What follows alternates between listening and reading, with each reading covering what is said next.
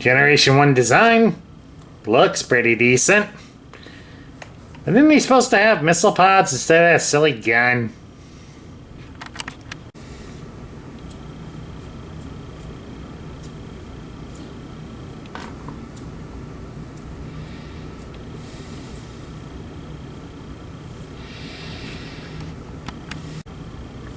Hello everybody, Sparkster1701 here. We're continuing our look at studio figures, and this time around we have Wheeljack as he was shown in Bumblebee. Now, of course, this is a design for a classic character, so Paramount had to get this one right. And judging from the opening moments of Bumblebee and the excitement of the crowd when we saw the G1 inspired designs, they definitely did a good job this time around. Pity they can't repeat that same format. But at any rate, we've had this figure for a little bit. I do apologize for taking so long in reviewing it.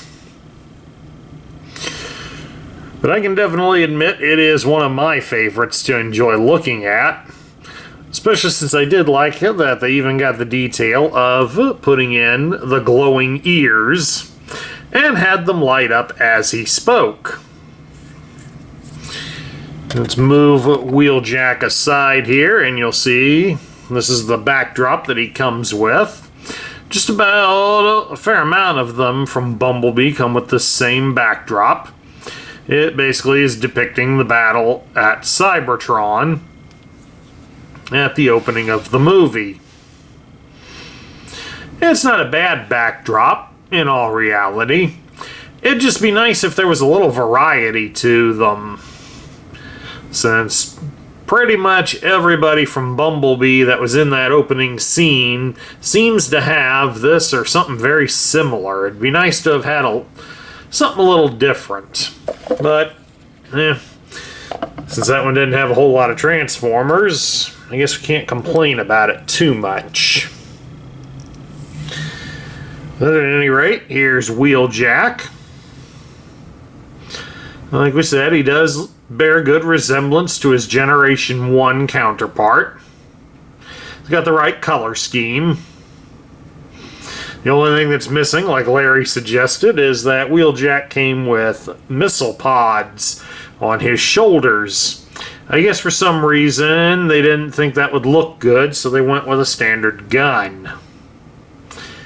Again, I don't really know what they were thinking, but it works either way. Although as a G1 fan, I would definitely like to say that it would have been nice to have seen us get the missile pods, but we can't get everything.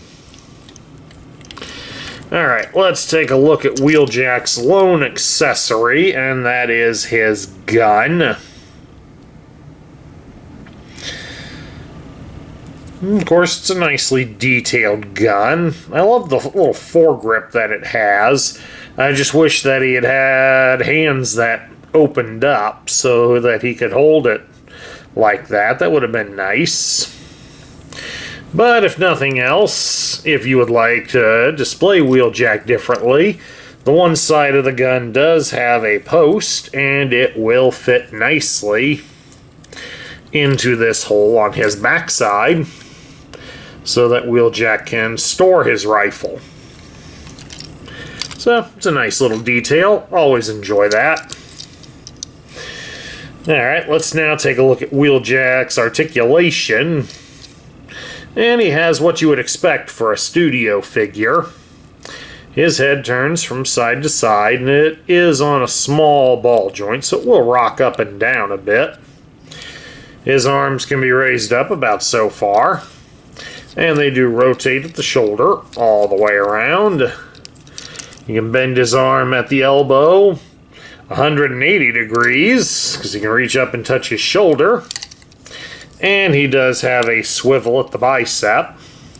So he has G.I. Joe battle grip. He just unfortunately has permanently closed hands. Wheeljack does have some hip articulation, but it is While it does give him some dance moves, it is a bit limited. This piece right here forms part of the lower part of the windscreen. It will catch on the thighs, so he can't really rotate it all the way around with it in the down position. If it's lifted up, yes, it will go all the way around. His legs will spread apart about so far. He does have a decent thigh cut. And it's actually in the thigh this time. That's amazing. You can raise his leg up at the hip 90 degrees. You can bend him at the knee 90 degrees. And he does have some ankle articulation. So you got some good ways to pose Wheeljack here to display him right. Okay, Wheeljack's got a bit of a lengthy transformation process for a toy of his size, so let's get rolling. First thing we do is we turn him around and we're going to fold down the fins down onto his arms. We'll come back around to his front side and we're going to shift out the shoulders a bit. Just a little bit, mind you. So we're going to come up here to his head and we pull the head straight back. Then we're going to come up here to the chest and we're going to raise up the windscreen all the way like so. Then of course once we have it up here we'll reach inside it and we're going to fold out the rest of it. And then we come up here and we're going to turn him at his hips so he's facing the other way. Then we're going to raise down the entirety of the chest cavity.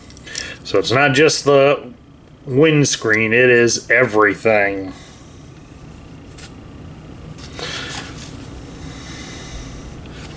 So now once we've done that, we can re-straighten the shoulders a bit. Point the arms out so that they're facing towards us. And then you're going to rotate the shoulders at the wheel. So they will rotate independently. And that'll bring the arms inward and put the rear tires out. Just like that. Now, of course, once we've done that, we're going to come around here to the back side and get ready to shift the head.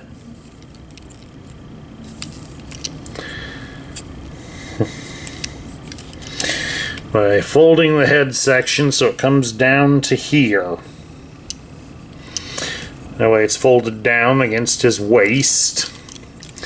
When we come back up here to his arms, you're going to rotate them at the shoulder so the arms will now be protruding out the back of the car.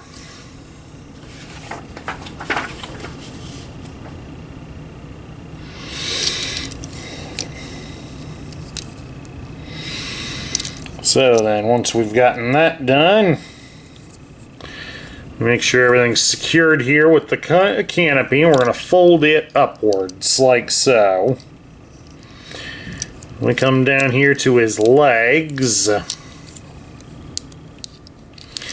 then I want you to start slowly shifting the wheels outward a bit. Then we come here to the sides of his legs. I'm going to pull the panel off the side, and then it will rotate to go up to his thigh. Just have to gently pull it free to keep it from catching on anything. And it does have a little post protruding from it that should line up and connect with the back end of the car, just like that. It's a slow and steady process, but it works. There we go, we got that in. Excuse me a second, drop the instructions.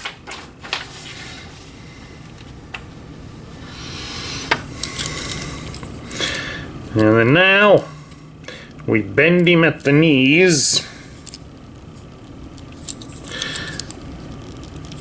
At least he's supposed to bend at the knee. No, he doesn't bend that way. Now they turned him around. That's why we're not bending right. So bend him at the knees, like we were saying. We were doing it right, just wrong way.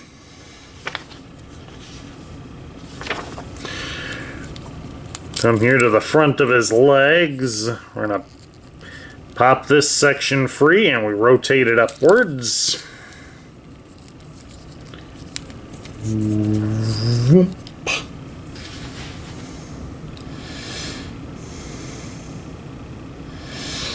So then once it's up, we can stand him upright. We should go up and cover his thighs with no problem whatsoever. Once we got those in place, you can come over here and fold the front wheels down. And again, they will snap into place, just like that.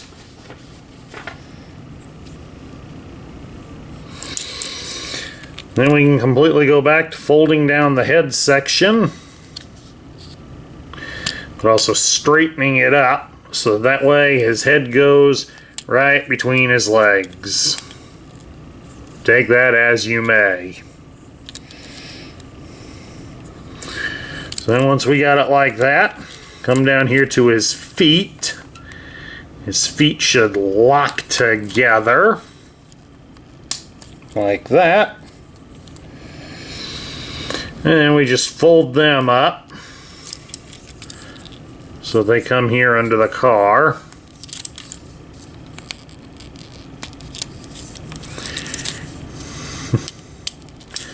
There we go.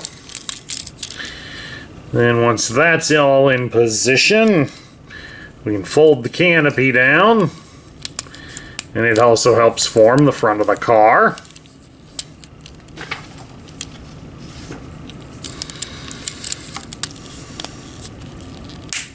There we go, locked into place.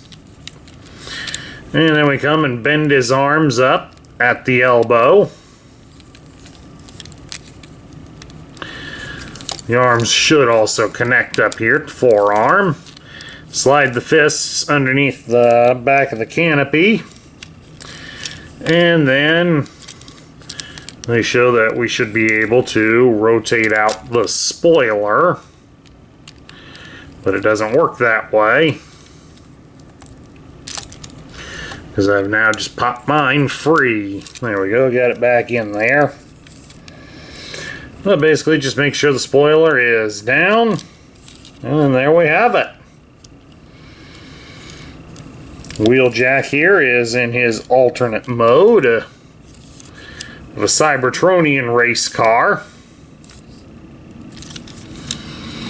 And of course, the gun can also fit in on here. And mostly show that the gun should attach to back in here somewheres. But I don't exactly see a clear way as to how it's... that's how it's done. The opposite side post is done up in an odd shape, and it just so happens it will fit into one of the grooves back here. And there we go. He now has his weapon in place. Back up a bit. There we go. And it looks pretty good. So now we get down to my thoughts. Well, Wheeljack does look pretty good in this form.